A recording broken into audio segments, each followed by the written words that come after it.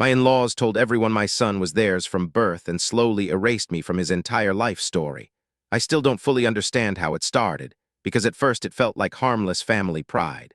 My husband's parents were the kind who treated everything as family legacy. So when my son was born, they were over the moon in a way that felt almost overwhelming.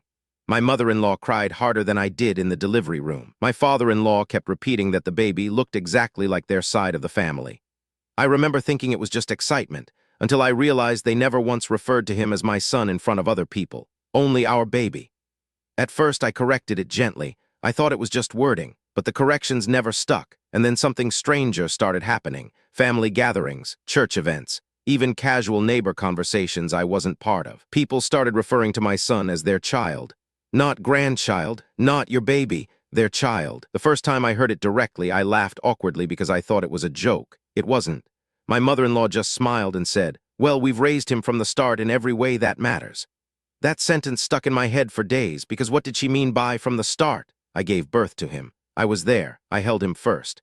But the way she said it made me feel like I had missed something everyone else agreed on. I asked my husband that night. He avoided my eyes and said his mother just gets emotional about the first grandchild. That should have reassured me. It didn't, because I started noticing how often he didn't correct them either. Weeks passed, then months, and slowly something shifted in the way people treated me around my own child. At first it was subtle. My mother-in-law would say things like, "He needs to eat now," and take him from my arms without asking. Or, "We already decided his schedule," as if I wasn't part of any decision. When I pushed back, she'd laugh softly like I was being sensitive. "You're young, you'll learn how we do things in this family." That line was repeated so often it started feeling like a warning, not advice. A warning. The first real crack happened at my son's 6-month checkup. I went alone because my husband was busy at work. When the nurse called his name, she paused and looked at me strangely. Then she said, "Are you the guardian or the grandmother?" I remember freezing. I said I was his mother. She checked the file again, then hesitated and said, "Oh, I was told the guardians are Mr. and Mrs. de la Cruz. My in-laws, not me." I laughed because I thought it had to be a clerical error. But when I asked the clinic to show me the registration form, my name was listed only as contact person.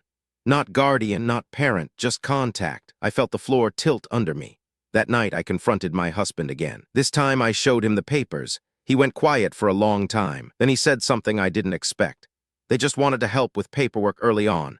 Help, that word again. Everything they did was always framed as help, even when it didn't feel like it, even when it erased me. I told him this wasn't normal. He sighed like I was making things heavier than they needed to be. "You know how my parents are. They get attached. It doesn't mean anything."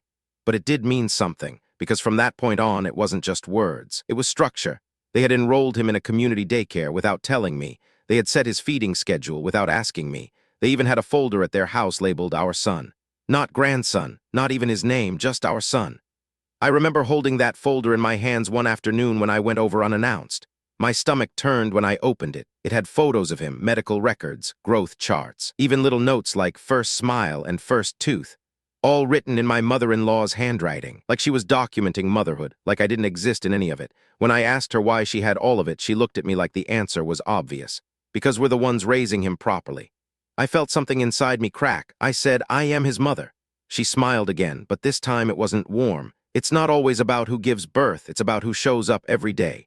That sentence should have sounded reasonable, but in her mouth, it sounded like a replacement, like she was slowly rewriting reality. The worst part was my son. He started reacting differently when she was around. He would reach for her first, cry when she left, laugh more freely with her than with me, and I started questioning myself in ways I hated admitting. Was I not enough? Was I missing something? Then one day I overheard something that changed everything. I was in the kitchen. My mother-in-law was in the living room with a relative. She didn't know I was there. She said, "We had to step in early, otherwise he would have been raised differently."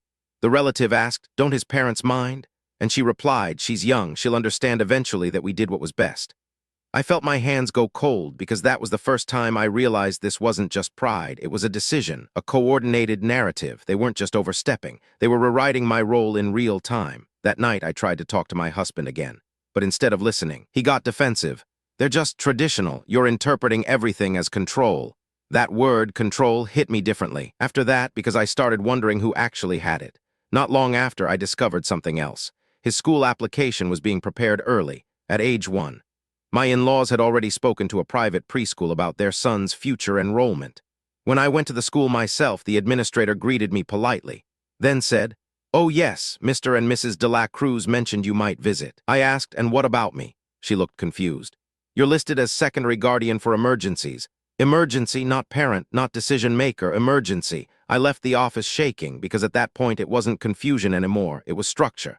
A system built around excluding me without ever directly saying I was excluded. That night I stopped asking my husband questions. Instead, I started paying attention.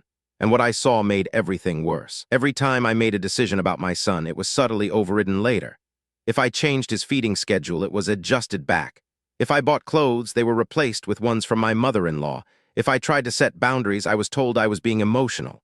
It wasn't loud. It wasn't aggressive. It was consistent, and consistency is what breaks you slowly.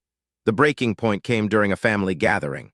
I walked in and saw a framed photo on their wall. It was my son, centered, surrounded by his grandparents, and underneath it was a plaque, "Our son." I stared at it for a long time, then I asked quietly, "Why does that say that?" My mother-in-law didn't even hesitate, "Because that's what he is to us." I said, "He's my son." And for the first time, her smile dropped slightly, not anger, not guilt, just irritation, like I was disrupting something already established. She said, "No one is saying you're not his mother, but we're the ones who raised him into who he is." That sentence again, raised him, from the start. That phrase I'd been hearing for months suddenly clicked into something I hadn't understood before. They weren't claiming a biological truth. They were building a narrative, and they had been doing it from day one. I turned to my husband. He looked away, and in that moment, I realized something I hadn't wanted to see. He wasn't correcting them because he agreed more than I thought, or maybe because it was easier not to fight it. Either way, I was the only one resisting a story everyone else had accepted. I left that night without saying goodbye, and for the first time I started documenting everything, not out of revenge, out of fear that I was losing my place in my own child's life and no one else seemed to notice the difference. The more I looked, the clearer it became. Every record, every conversation, every introduction had slowly shifted my son's identity away from me. Not legally, not formally, socially, emotionally, systematically, and that was somehow worse, because there was nothing obvious to point at, just a slow erosion of my role until I felt like a visitor in my own family. The final confrontation happened when I told them I was taking my son with me for a week, just me and him. My mother-in-law went quiet for a long time. Then she said, "He's not used to being away from us. Not us and him, just us." I said, "I'm his mother, I decide." That was the first time she looked genuinely unsettled, not because of anger, because I had broken the pattern. For the first time, I wasn't asking permission, I was asserting existence. My husband tried to mediate, but I finally asked him the question I had been avoiding. "Whose child do you think he is?" He hesitated too long, and that hesitation told me everything. The week I took my son away was quiet in a way I didn't expect. He was nervous at first, but something shifted, without schedules controlled by others, without constant interference. He started reaching for me more naturally, calling for me first, settling with me at night, and I realized something painful. He had never rejected me. He had just been conditioned to respond to whoever occupied more space in his environment. When I brought him back, things escalated quietly. No shouting, no confrontation, just distance, coldness, and a subtle but clear message that I had disrupted something I wasn't supposed to question. Then came the final discovery. I found an old hospital document tucked inside a drawer at my in-laws' house. It wasn't about a swap or anything dramatic like I once feared in my darkest thoughts. It was simpler, and somehow worse. It was a family guardianship arrangement form they had pushed through shortly after his birth, signed under pressure while I was recovering and disoriented. It gave them authority to manage his daily upbringing decisions under the excuse of supporting first-time parents. It was legal in wording, but abusive in intent, because they used it as justification to gradually replace me in every visible role of motherhood. Not by force, by paperwork, by repetition, by social reinforcement, by rewriting who people believed was raising him. And my husband had signed it without fully understanding what it would become. When I showed him everything, he finally went silent in a way I had never seen before. Not defensive, not dismissive, just aware, and for the first time, he said, "I didn't realize they were doing all of this." But by then, realization wasn't enough, because the damage wasn't just in documents, it was in perception. In how my son had been introduced to the world, in how every relative, teacher, neighbor, and friend had been taught a version of his life where I was secondary. Undoing that wasn't going to be simple. It wasn't about proving anything. It was about rebuilding a reality that had been quietly overwritten for years. The aftermath was not dramatic. There was no big confrontation where everyone suddenly admitted fault. Instead, there was distance, awkward corrections in conversations, slow adjustments in how people referred to me, and resistance from those who had grown comfortable with the old narrative.